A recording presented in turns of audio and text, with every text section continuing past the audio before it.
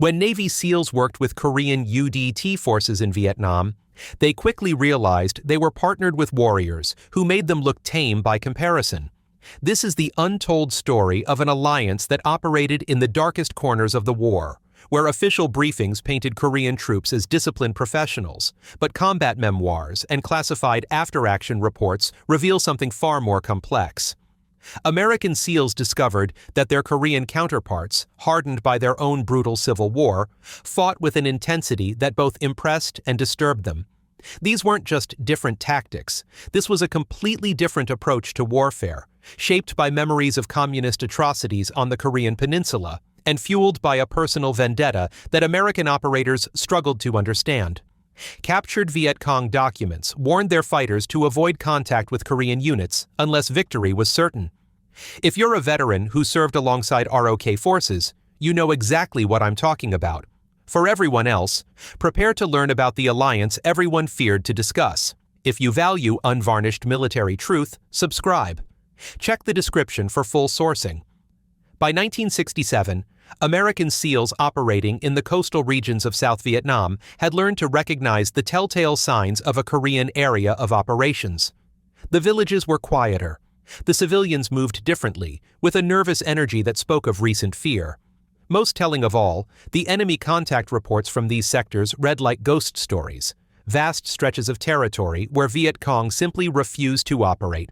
The Republic of Korea had deployed over 50,000 troops at peak strength, making them the largest foreign contingent after the United States.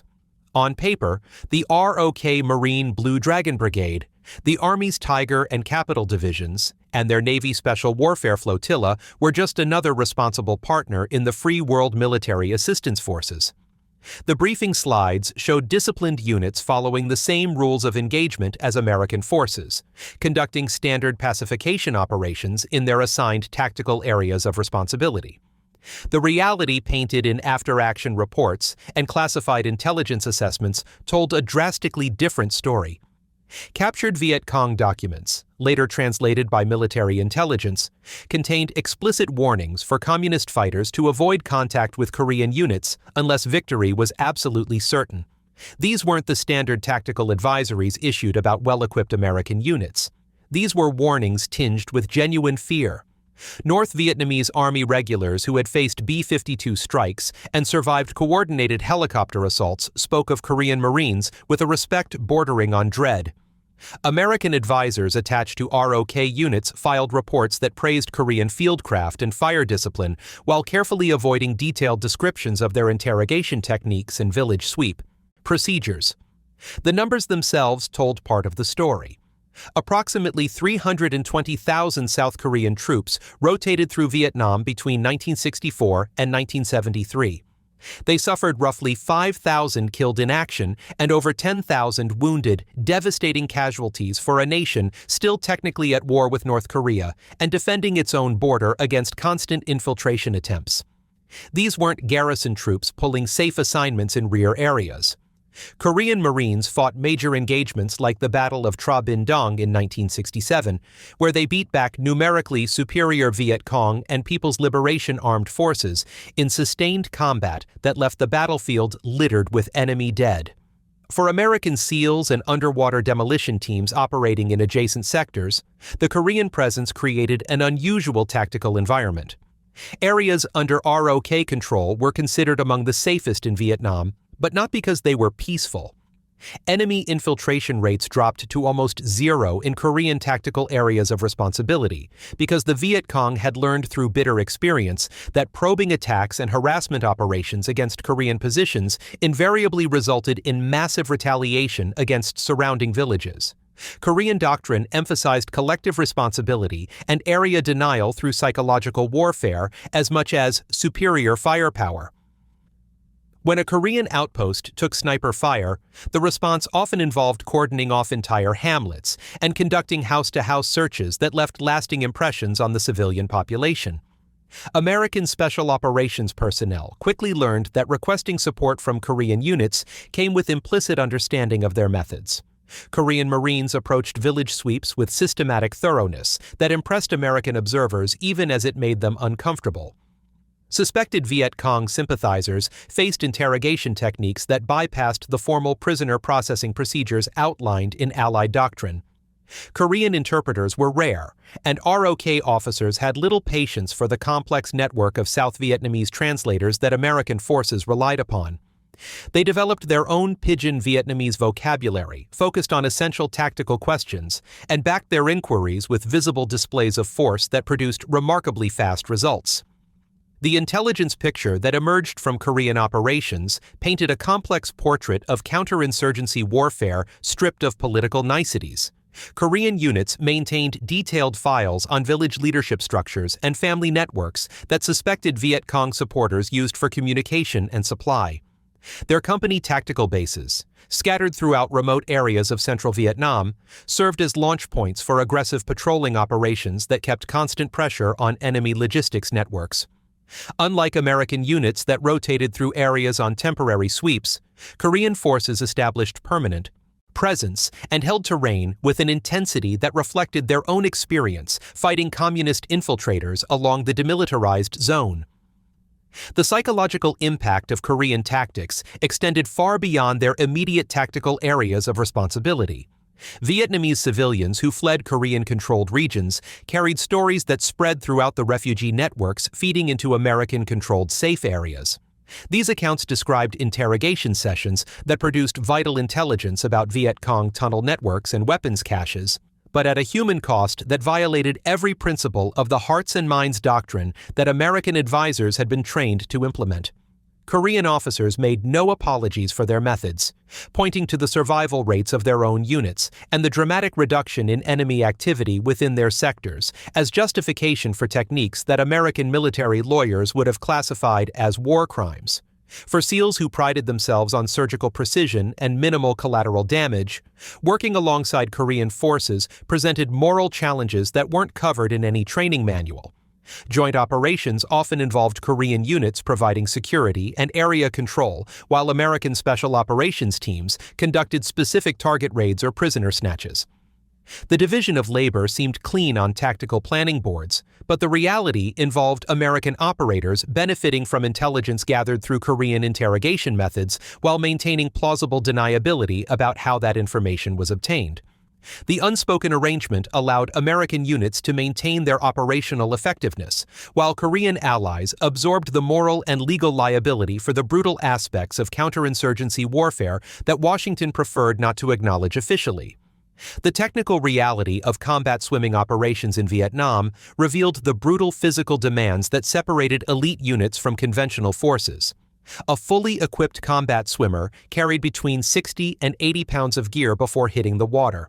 The standard 80 cubic foot scuba tank alone weighed 30 to 50 pounds when full, and that was before adding the closed-circuit Draeger oxygen rebreather, diving weights, demolition charges, waterproof weapon cases, and emergency equipment. Korean UDT selection programs, modeled on American basic underwater demolition. SEAL training, but often described by Joint Training observers as significantly harsher, pushed candidates through extended cold water swims while carrying this crushing load. The philosophy behind Korean training emphasized that superior equipment meant nothing if the operator lacked the physical and mental toughness to function under extreme stress. American SEALs who participated in joint training exercises with Korean frogmen noted fundamental differences in approach that reflected broader cultural attitudes toward pain and endurance. Where American training doctrine emphasized careful planning, proper equipment selection, and graduated conditioning to minimize injury rates, Korean programs appeared to use suffering as a deliberate training tool. Korean UDT candidates routinely completed obstacle courses and long-distance swims that left them with torn feet, hypothermia symptoms, and exhaustion levels that would have triggered medical intervention in American programs. The dropout rates were correspondingly brutal, but the survivors demonstrated an almost supernatural ability to function effectively despite physical discomfort that would incapacitate most operators. The weapons loadouts carried by Korean special operations units reflected their preference for close-quarters combat and their comfort with direct physical confrontation. While American SEALs optimized their armament for stealth operations using suppressed weapon systems, night vision optics, and standoff engagement capabilities, Korean UDT teams maintained a heavy emphasis on knife work, bayonet fighting, and grappling techniques that allowed them to neutralize enemies silently at arm's length. Modern Korean Special Operations training footage from their Military Unit for Special Activities training program shows extensive hand-to-hand combat instruction that emphasizes quick takedowns and blade work in confined spaces like tunnels and bunkers. This tactical preference wasn't simply cultural tradition, but reflected hard-learned lessons from Korean war combat, where close-quarters fighting in urban ruins and mountain caves had determined survival. The contrast in small arms preferences illustrated deeper philosophical differences about combat effectiveness. American Special Operations units in Vietnam typically carried M16A1 rifles chambered in 5.56 mm, CAR-15 carbine variants for improved maneuverability, and suppressed Stoner 63 weapon systems for covert operations. The emphasis was on controllable automatic fire, reliable feeding mechanisms, and modular accessories that could be adapted for specific mission requirements. Korean units, many still equipped with M1 Garand rifles in 30-06 caliber and M1 carbines in 30 caliber, worked with heavier weapons that delivered more stopping power per shot but required greater physical strength to manage effectively during extended firefights. The 9.5-pound M1 Garand compared to the 7-pound M16A1 represented a significant weight penalty, but Korean Marines seemed to view the heavier rifle as a more reliable close combat weapon that could double as an impact weapon when fitted with a bayonet. The economic realities behind Korean participation in Vietnam operations revealed a complex arrangement that deeply affected unit morale and combat performance. South Korea's deployment was financed almost entirely by the United States as part of the More Flags program, designed to provide international legitimacy for American operations. Korean soldiers received minimal compensation for their service, with a typical private earning approximately $1.10 per month in base pay compared to over $200 monthly for equivalent American personnel. Even with combat pay supplements for Vietnam deployment, Korean troops earned a fraction of what their American counterparts received while accepting identical risks and often higher casualty rates. This financial disparity created a unique psychological dynamic that American advisors struggled to understand.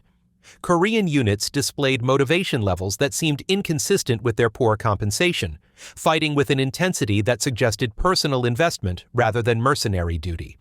Intelligence assessments and debriefing reports indicated that many Korean veterans viewed their Vietnam service as an opportunity to strike back at the same communist ideology that had devastated their homeland during the Korean War.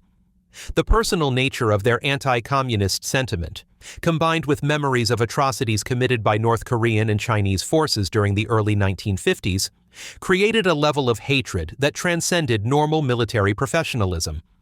The technical challenges of inter-unit cooperation were complicated by language barriers that forced both American and Korean special operations teams to develop improvised communication methods. Korean UDT personnel typically spoke minimal English, while American SEALs had virtually no Korean language capability. Joint operations required extensive pre-mission coordination using maps, sketches, and basic tactical hand signals that left little room for complex contingency planning. The resulting operations often relied on simple, direct approaches that played to Korean strengths in aggressive close combat tactics while limiting the sophisticated coordination that American Special Operations Doctrine emphasized. Equipment maintenance and resupply presented additional challenges that highlighted the resource disparities between Allied forces. Korean Special Operations units operated with minimal spare parts inventories and limited access to replacement equipment when weapons or diving gear failed in the field. American units took for granted the extensive logistics networks that could deliver specialized equipment and ammunition within hours of a request. But Korean teams often made do with improvised repairs and jury-rigged solutions that would have been considered unacceptable by American maintenance standards. This resource scarcity forced Korean operators to develop exceptional improvisation skills and a conservative approach to equipment use that maximized the operational life of irreplaceable items. The medical support available to Korean special operations teams reflected broader limitations in their military infrastructure that directly impacted operational planning and risk assessment. While American SEALs could count on rapid helicopter evacuation to modern surgical facilities staffed with specialists trained in combat trauma treatment, Korean casualties often faced lengthy delays and treatment at aid stations with limited capabilities. This disparity in medical support created additional pressure on Korean units to avoid casualties through overwhelming force and aggressive tactics that eliminated threats quickly rather than accepting prolonged firefights that increased the probability of wounded personnel requiring evacuation. The tactical landscape of central Vietnam transformed dramatically in areas under Korean control, creating what American intelligence analysts privately referred to as dead zones, where normal Viet Cong operations simply ceased to function. North Vietnamese Army documents captured during major operations contained explicit instructions, warning field commanders to avoid engaging Korean units unless absolutely necessary for strategic objectives. These weren't routine tactical advisories, but directives born from painful experience with Korean methods of warfare that prioritized psychological dominance through overwhelming retaliation. American SEAL teams operating in adjacent sectors quickly learned that Korean tactical areas of responsibility offered unusual operational advantages, but at costs that many American commanders found difficult to reconcile with official counterinsurgency doctrine. The reputation that preceded Korean Marines into every new area of operations was built on systematic demonstrations of their willingness to escalate any confrontation to levels that exceeded enemy expectations. When Korean outposts received sniper fire or mortar attacks, the response typically involved immediate cordon and search operations that treated entire villages as complicit in enemy activities. Korean doctrine emphasized collective responsibility and area denial through methods that American military lawyers would have classified as violations of the laws of war, but which proved devastatingly effective at reducing subsequent enemy activity in treated areas. Village chiefs learned quickly that any tolerance for Viet Cong presence would result in comprehensive searches involving interrogations, property destruction, and population displacement that could last for weeks. The intelligence gathering methods employed by Korean units reflected their fundamental mistrust of the complex network of South Vietnamese interpreters and civilian informants that American forces relied upon for tactical information. Korean officers had concluded early in their deployment that many interpreters were either Viet Cong sympathizers or unreliable sources whose translations could be manipulated to protect enemy operations. Rather than depend on potentially compromised intermediaries, Korean troops developed their own pidgin Vietnamese vocabulary focused on essential tactical questions and backed their inquiries with immediate physical consequences for uncooperative subjects. This approach produced remarkably fast results, but created lasting psychological trauma among civilian populations that would complicate pacification efforts for years after Korean units departed. The systematic nature of Korean counterintelligence operations involved detailed mapping of family networks, economic relationships, and communication patterns within villages suspected of supporting Viet Cong activities. Korean company tactical bases served as permanent intelligence collection points where information gathered during sweeps was processed and cross-referenced to identify patterns of enemy support. Unlike American units that rotated through areas on temporary operations, Korean forces maintained continuous presence and developed comprehensive understanding of local social structures that allowed them to target key individuals whose cooperation or elimination could cripple entire Viet Cong cells. The resulting intelligence picture was devastatingly accurate, but obtained through methods that violated every principle of the hearts and minds doctrine that American advisors were trained to implement. American SEAL teams found themselves operating in a moral gray zone when conducting joint operations with Korean forces whose area control methods provided crucial operational advantages. Korean units offered unmatched local security and intelligence support that dramatically reduced the risks associated with American special operations missions, but this support came at the cost of association with tactics that American operators knew would eventually surface in war crimes investigations. The informal division of labor that emerged allowed American teams to benefit from Korean intimidation while maintaining plausible deniability about the specific methods used to secure their operational areas. SEAL after-action reports carefully documented Korean effectiveness while avoiding detailed descriptions of the interrogation techniques and collective punishment methods that made that effectiveness possible. The language barriers that complicated Korean operations forced them to develop communication methods that relied heavily on physical demonstration rather than verbal explanation. Korean interrogators learned to ask essential tactical questions using broken Vietnamese supplemented by hand gestures, map references, and immediate consequences for subjects who claimed not to understand. The resulting interactions were brutally efficient but created a climate of terror that extended far beyond the immediate subjects of interrogation. Villagers who witnessed Korean questioning techniques carried those memories throughout the refugee networks that fed into American-controlled areas, spreading stories that enhanced Korean psychological warfare effectiveness while complicating broader pacification efforts. The contrast between Korean and American Special Operations doctrine became most apparent during combined operations, where SEAL teams provided technical expertise while Korean forces handled area security and population control. American operators specialized in surgical strikes designed to minimize collateral damage and maximize intelligence value. But their missions often depended on Korean preparation of the battle space through methods that violated American rules of engagement. SEAL teams would insert into areas that had been systematically cleared by Korean sweeps, benefiting from intelligence gathered through interrogations that American military lawyers would have prohibited, while Korean security elements ensured that no enemy reinforcements could interfere with American operations. The effectiveness of Korean tactics created operational dependencies that troubled American commanders who recognized the moral implications of relying on Allied methods they couldn't officially sanction. Korean-controlled areas showed dramatically reduced enemy activity levels and provided reliable bases for American special operations. But this operational success came at the cost of civilian casualties and human rights violations that would eventually emerge in post-war investigations.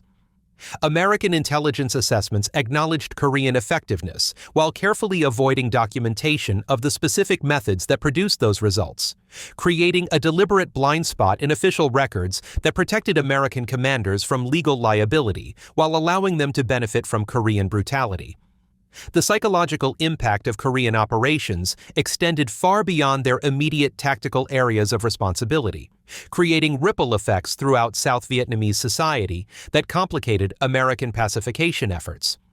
Refugees fleeing Korean-controlled areas carried stories of systematic torture, summary executions, and collective punishment that undermined American efforts to build popular support for the Saigon government. Korean methods were undeniably effective at eliminating Viet Cong presence, but they also created lasting resentment among civilian populations that would persist long after the war ended. American advisors found themselves caught between operational effectiveness and moral constraints, benefiting from Korean security while struggling to maintain the ethical standards that distinguished American forces from their communist enemies. The long-term implications of Korean tactical methods became apparent only after the war, when survivor testimony and documentary evidence emerged to support war crimes allegations against Republic of Korea forces. The systematic nature of Korean operations, documented in captured enemy reports and survivor accounts, revealed a counterinsurgency campaign that achieved tactical success through methods that violated international law and created lasting trauma among civilian populations. American Special Operations personnel who had worked alongside Korean forces during the war found themselves struggling to reconcile their professional admiration for Korean effectiveness with growing awareness of the human cost of those methods. The fundamental disconnect between official counterinsurgency doctrine and battlefield reality reached its breaking point in areas where American and Korean forces operated under supposedly unified command structures that existed only on organizational charts. United States military manuals emphasized winning hearts and minds through civic action programs, medical assistance, and careful protection of civilian populations during combat operations. Korean forces operated under their own interpretation of counterinsurgency warfare that prioritized immediate tactical results over long-term political objectives.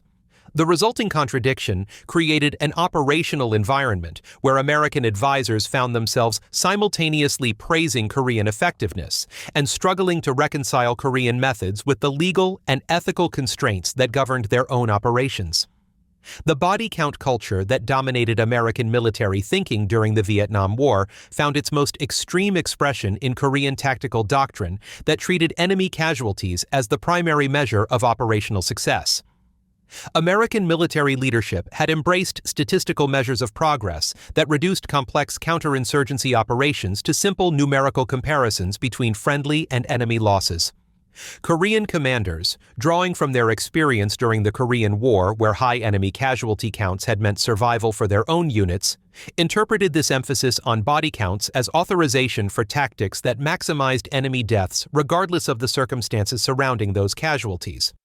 Village sweeps that produced significant numbers of dead were briefed as major victories, even when post-operation analysis revealed that many of the casualties were unarmed civilians whose only crime was living in areas suspected of supporting Viet Cong activities.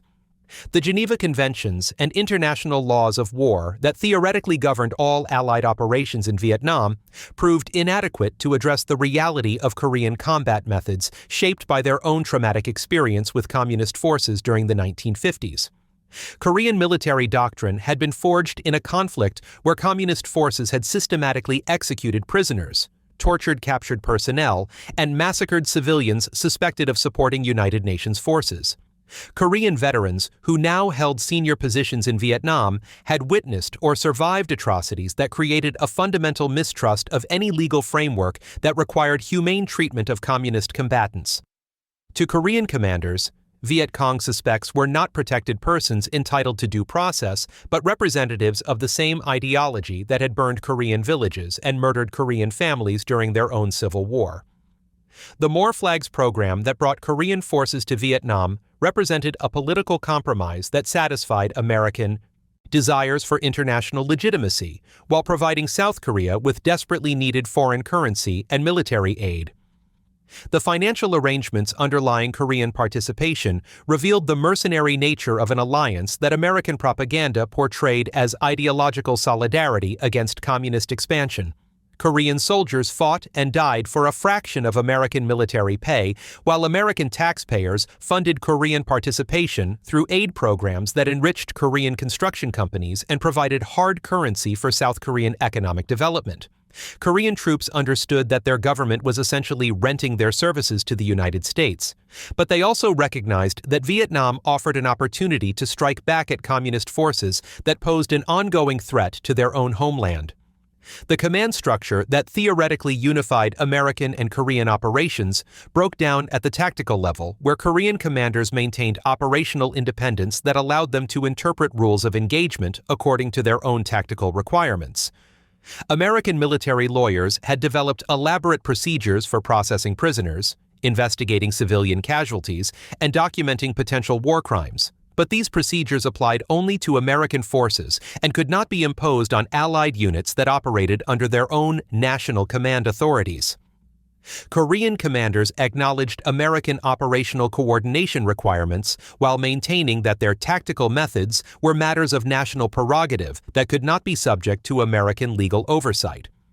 The intelligence sharing arrangements between American and Korean forces created a carefully constructed system of plausible deniability that allowed American commanders to benefit from Korean information gathering while avoiding direct responsibility for Korean interrogation methods. Korean tactical intelligence was remarkably accurate and timely, providing American special operations teams with detailed information about enemy positions, supply networks, and planned operations. American intelligence officers learned not to inquire too closely about Korean sources and methods, accepting intelligence reports that obviously came from interrogations conducted outside American legal constraints while maintaining official ignorance about the specific techniques used to obtain that information. The psychological profiles developed by American military psychiatrists revealed fundamental differences between Korean and American approaches to combat stress and moral injury that reflected broader cultural attitudes toward violence and individual responsibility. Korean soldiers demonstrated remarkable resilience to combat trauma but showed little concern for the moral implications of their tactical methods. American personnel, trained to view excessive violence as both legally problematic and psychologically damaging, struggled with the cognitive dissonance created by their dependence on Korean allies, whose methods violated every principle of American military ethics. The resulting moral injury created lasting psychological problems for American veterans who had witnessed or benefited from Korean brutality while remaining powerless to prevent or report it through official channels. The operational success of Korean methods created a perverse incentive structure that rewarded tactical effectiveness while ignoring the moral and legal costs of achieving that success. Korean-controlled areas showed consistently lower enemy activity levels, reduced American casualties, and improved intelligence collection compared to sectors controlled by American or South Vietnamese forces. Military efficiency reports praised Korean units for their aggressiveness, tactical innovation, and superior results while carefully avoiding mention of the civilian casualties and human rights violations that made those results possible. American commanders learned to appreciate Korean effectiveness while maintaining official blindness to Korean methods, creating a command climate that tacitly authorized war crimes through willful ignorance. The legal framework governing Allied operations in Vietnam proved completely inadequate to address the reality of multinational counterinsurgency warfare conducted by forces with fundamentally different moral and legal traditions. American military justice systems could not prosecute Korean personnel for violations of American law, while Korean military authorities showed little interest in investigating allegations of misconduct by their own forces. The resulting legal vacuum allowed systematic violations of international humanitarian law to continue without effective oversight or accountability, creating conditions where tactical success took precedence over legal compliance or moral consideration. The long-term implications of this command failure became apparent only after the war, when detailed investigations revealed the systematic nature of Korean atrocities and the extent of American knowledge about Korean methods. American commanders had created a deliberate system of institutional blindness that allowed them to benefit from Korean brutality while avoiding legal responsibility for authorized war crimes. The moral compromise inherent in this arrangement created lasting damage to American military ethics and international credibility that extended far beyond the immediate tactical advantages gained through Korean participation. The psychological fuel that drove Korean military performance in Vietnam originated in memories that American advisors struggled to comprehend, rooted in experiences of communist brutality that had shaped an entire generation of Korean military leaders. Korean officers and non-commissioned officers who commanded units in Vietnam had survived or grown up during the Korean War, witnessing systematic atrocities committed by North Korean and Chinese forces against civilian populations suspected of supporting United Nations troops. These men carried vivid memories of villages burned to the ground, families executed for refusing to cooperate with communist political officers, and prisoners tortured to death in camps that operated without any pretense of following international law. For Korean veterans, Vietnam represented not just another foreign deployment, but a continuation of their own national struggle against an ideology that had devastated their homeland and murdered their families. The intensity of Korean anti-communist sentiment created a level of personal investment in Vietnamese operations that went far beyond normal military professionalism or alliance obligations. Korean troops spoke openly about their desire for revenge against communist forces, viewing every Viet Cong suspect as a representative of the same system that had brought terror to Korea during the 1950s. This personal hatred manifested in combat performance that impressed even veteran American special operations personnel, but it also drove Korean forces to extremes of violence that violated every principle of proportional response and civilian protection. Korean Marines demonstrated fearlessness in close combat situations that would have caused American units to call for artillery support or airstrikes, closing with enemy positions using bayonets and knives in fighting that resembled medieval warfare more than modern counterinsurgency operations. The nightmares that haunted American SEAL personnel operating in Vietnam included not only the standard fears of capture and torture by enemy forces, but the more complex psychological burden of witnessing Allied brutality that they were powerless to prevent or report through official channels. Survival, evasion, resistance, and escape training had prepared American Special Operations personnel for the possibility of capture by North Vietnamese or Viet Cong forces known to torture prisoners and violate international law governing treatment of prisoners of war. American POWs held in North Vietnamese prisons endured years of isolation, malnutrition, physical abuse, and psychological torture that left lasting physical and mental scars on survivors. The approximately 660 American prisoners who survived Vietnamese captivity provided detailed testimony about bamboo cages, forced marches through jungle terrain, deliberate medical neglect, and interrogation techniques designed to break prisoners psychologically rather than gather tactically useful intelligence. The dual awareness of enemy cruelty and Allied brutality created a moral vice that compressed the conscience of American operators who found themselves simultaneously fearing capture by communist forces and witnessing war crimes committed by their own allies. SEAL teams operating in joint missions with Korean forces knew that capture would likely result in prolonged torture and possible execution, but they also knew that Korean treatment of prisoners involved methods that American military courts would classify as war crimes. The psychological impact of this moral contradiction proved devastating for many American veterans who struggled for decades after the war to reconcile their professional respect for Korean effectiveness with their growing awareness of the human cost of Korean methods. The fear of abandonment that plagued small American Special Operations detachments operating in Korean tactical areas of responsibility reflected the practical reality that rescue operations depended on the willingness of Allied forces to risk their own personnel for American teams caught behind enemy lines. Korean commanders had demonstrated their effectiveness in conventional combat operations, but they also prioritized the safety of their own troops over alliance obligations when faced with difficult tactical decisions. Korean forces had suffered over 16,000 casualties during their Vietnam deployment, making Korean commanders extremely sensitive to losses that could trigger political problems back home, where public support for the war was limited and Korean participation remained controversial. The uncertainty surrounding rescue operations created an additional layer of psychological stress for American SEAL personnel, who understood that their survival in worst-case scenarios might depend on Korean decisions made according to Korean military priorities rather than American expectations of alliance solidarity. Joint training exercises had revealed fundamental differences in risk assessment and casualty tolerance between American and Korean military cultures that translated into different approaches to mission planning and execution.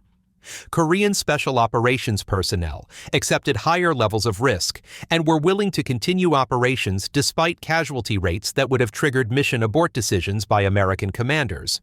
But this aggressiveness did not necessarily extend to rescue operations for American personnel whose loss would not directly impact Korean operational objectives. The mental load carried by American Special Operations personnel included the constant awareness that they were fighting in a war increasingly driven by political considerations and national interests that had little connection to their own tactical objectives or professional values. Korean participation in Vietnam served Korean economic and political interests that had nothing to do with the idealistic anti-communist rhetoric that American propaganda used to justify the war to domestic audiences. Korean troops understood that their deployment was essentially a commercial transaction that provided their government with American aid and construction contracts, while giving the United States the international legitimacy provided by Allied participation in what was fundamentally an American war. The psychological impact of operating alongside forces motivated primarily by historical revenge rather than shared ideological commitment created lasting moral injury for American veterans who had joined elite units expecting to serve alongside warriors who shared their professional values and ethical constraints. Korean allies demonstrated tactical competence and personal courage that earned American respect, but their methods violated fundamental principles of proportionality, discrimination between combatants and civilians, and humane treatment of prisoners that defined American military ethics. The resulting cognitive dissonance between professional admiration and moral revulsion created internal conflicts that many American veterans carried long after their return from combat. The ultimate nightmare for American Special Operations personnel was not death in combat, but the possibility that their service alongside Korean forces would eventually be judged by standards that condemned both the Korean methods they had witnessed and the American command decisions that had made those methods possible. The systematic nature of Korean operations, combined with American knowledge of Korean tactics, created potential legal liability for American personnel who had participated in joint operations without attempting to prevent or report Korean war crimes through official channels.